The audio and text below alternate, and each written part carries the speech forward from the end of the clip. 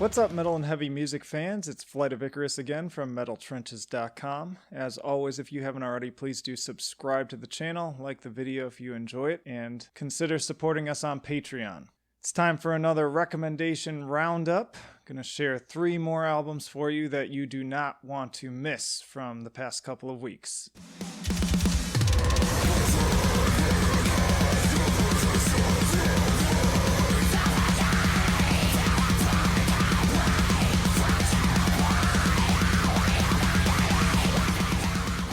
First up, we've got a deathcore crew from Slovakia, Abyss Above, with their new crater-inducing EP, Doombound.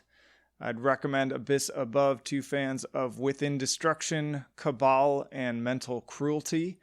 And I just have to say, the Slavs are absolutely killing it when it comes to deathcore right now, if you ask me. Honestly, most American, not all, but most American deathcore bores me to tears right now. But these bands from the further east are just doing it better. And it's really not about them doing anything particularly new or different. It's just that they're going way harder and just taking the blueprint and just doing it better than anyone else is.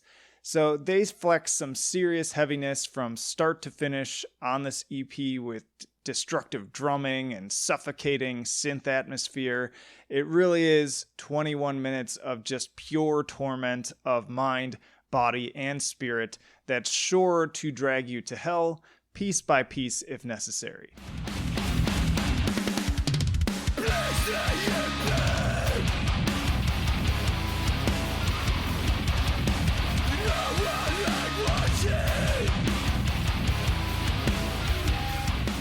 Next up, Gothenburg, Sweden is obviously known for its melodic death metal legends, but now it's time to step up their metalcore and gent game with Grayscale Season's new full-length Everything Hurts. I would recommend Grayscale Season to fans of Car Bomb, By Jupiter, and Letters from the Colony. And I have to say, having heard the EP, I came into this with pretty modest expectations, but this blew all of that completely out of the water. I was quite literally taken aback. I was sitting in my car, I pressed play on this thing, and just a few seconds in, my eyes went wide, my brow was raised, and I literally started talking to myself. Just, fuck, like, where did this come from? Like, you got me, guys, you got me. You really did. You just totally nailed me. There's a lot of just pretty typical elements on this album, but it's the way that they construct it and put them all together that makes it very interesting. It's particularly kind of the alternation between the more melodic and heavy parts that gives them kind of their own little stamp on what they're doing with this album. Very eclectic in approach. I was especially excited again to debut the opening track, Kobayashi Maru, which if you haven't listened to that track yet, I'll have a little card here for you to check that out.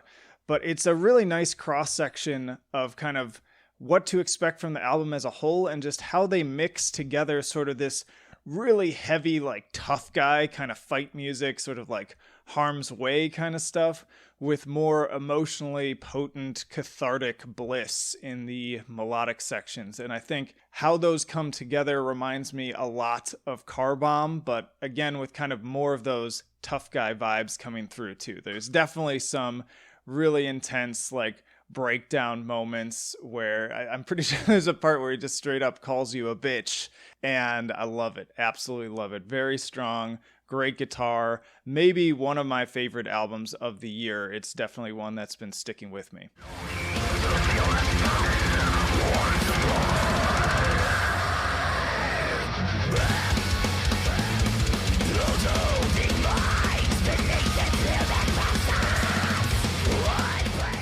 And last but not least, an album I didn't get a chance to review, but you better believe I bought it. It is Melancholy from Connecticut death metal band Shadow of Intent.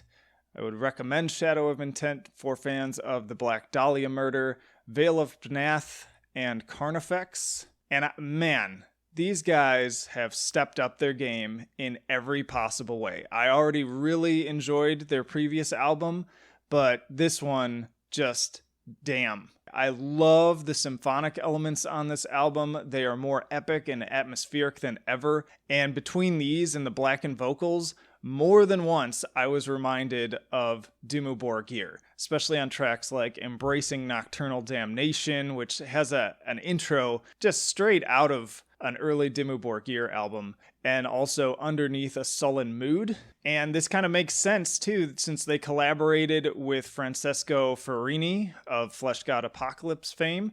But really, that's just one facet of their sound, and a testament to their overall range, because just a bit into that same latter track, you get some high, like, rah, rah, rah screams as well, and then like melodic death metal riffing and harmonies. And then there's other parts like Barren and Breathless that go for more of a straight, brutal death metal approach, complete with gurgly, deep vocals and really oppressive guitar crunch. And there's also, speaking of the Black Dahlia murder, a guest appearance from Trevor on this track.